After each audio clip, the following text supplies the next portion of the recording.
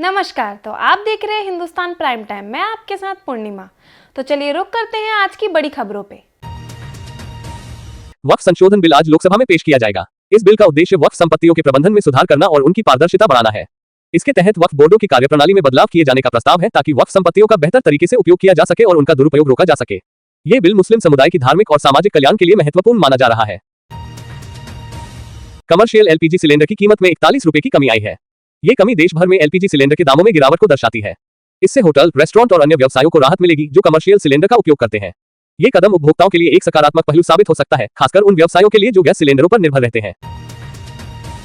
Waves awards of excellence के finalist की घोषणा हाल ही में की गई। ये पुरस्कार उन व्यक्तियों और संगठनों को सम्मानित करता है जिन्होंने विभिन्न क्षेत्रों में उत्कृष्टता दिखाई है। फाइनलिस्टों की सूची में विभिन्न क्षेत्रों के प्रमुख नाम शामिल हैं जो अपनी मेहनत और योगदान से समाज में महत्वपूर्ण बदलाव ला रहे हैं। यह आयोजन उन लोगों को पहचानने का एक महत्वपूर्ण कदम है जिन्होंने अपनी क्षमता और नेतृत्व से नए मानक स्थापित किए हैं। प्रधानमंत्री नरेंद्र मोदी पर लिखी गई एक नई पुस्तक का हाल ही में विमोचन किया गया।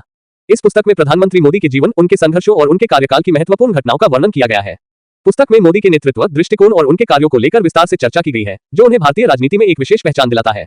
विमोचन समारोह में कई प्रमुख नेता और लेखक उपस्थित थे, जिन्होंने इस पुस्तक को भारतीय राजनीति पर एक महत्वपूर्ण योगदान बताया।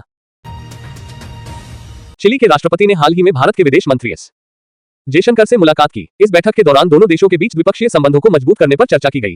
राष्ट्रपति ने भारत के साथ व्यापार, निवेश और सांस्कृतिक संबंधों को बढ़ाने की इच्छा व्यक्त की। जयशंकर ने चिली के राष्ट्रपति को भारत में स्वागत करते हुए दोनों देशों के सहयोग को और अधिक गहरा करने के लिए प्रतिबद्धता जताई। यह मुलाकात भारतीय और चिली के बीच सहयोग को नई ऊंचाइयों तक पहुंचाने की दिशा में एक महत्वपूर्ण कदम है। रन फॉर होम्योपैथी 6 का आयोजन 6 अप्रैल को दिल्ली के जवाहरलाल नेहरू स्टेडियम में शुरू हुआ। यह दौड़ होम्योपैथी चिकित्सा पद्धति को बढ़ावा देने और इसके फायदे जन जन तक पहुंचाने के लिए आयोजित की गई है।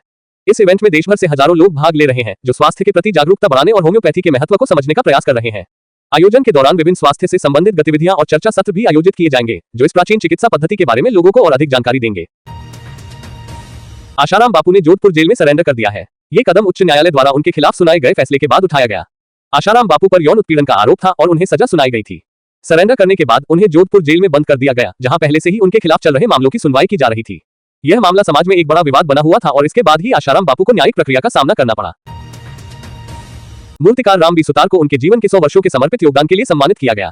यह सम्मान उन्हें भारतीय कला और मूर्तिकला के क्षेत्र में उनके अद्वितीय कार्यों और उत्कृष्ट योगदान के लिए दिया गया। राम बी सुतार ने अपनी कला से न केवल भारत में बल्कि अंतर्राष्ट्रीय स्तर पर भी पहचान बनाई है। उनके द्वारा बनाई गई मूर्तियां आज भी कला प्रेमियों के बीच बहुत सम्मानित है। इस सम्मान समारोह में विभिन्न कला और सांस्कृतिक क्षेत्र के प्रमुख व्यक्ति उपस्थित थे, जिन्होंने उनकी कला की सराहना की। अल्मोड़ा के मल्ला महल मार्ग के मुख्य द्वार के पास मॉल रोड पर शराब की दुकान खोले जाने पर स्थानीय लोगों में काफी रोष फैला हुआ है, क्योंकि 30 से 40 मीटर की दूरी पर भद्रेश्वर महादेव मंदिर एवं 100 मीटर की दूरी पर बालिका इंटरमीडिएट स्कूल है।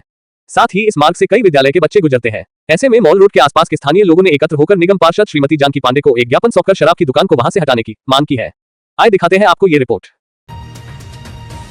अक्षय कुमार की बहुप्रतीक्षित फिल्म केसरी 2 18 तारीख को रिलीज के लिए तैयार है। इस फिल्म के पहले भाग ने बॉक्स ऑफिस पर काफी धमाल मचाया था और अब इसके दूसरे भाग के लिए दर्शकों में उत्साह और उम्मीदें काफी बढ़ गई हैं।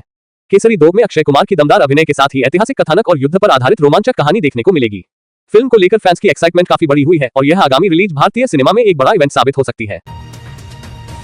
दिल्ली के झंडेवालान इलाके में एक विशाल आग लग गई, जिससे 4 मंजिला इमारत पूरी तरह से जलकर खाक हो गई। आग ने तेजी से इमारत को अपनी चपेट में ले लिया, जिसके कारण आसपास खड़ी कई कारें भी जल गईं। घटना के बाद दमकल की कई गाड़ियां मौके पर पहुंची और आग पर काबू पाया। हालांकि इस हादसे में किसी के हताहत होने की जानकारी नहीं मिली है, लेकिन नुकसान काफी हुआ है। अग्निकांड के कारण इलाके में भारी अफरा तफरी मच गई और पुलिस व दमकल विभाग ने मामले की जांच शुरू कर दी है। ऐसी बड़ी खबरों के साथ जुड़े रहने के लिए देखते रहिए हिंदुस्तान प्राइम टाइम।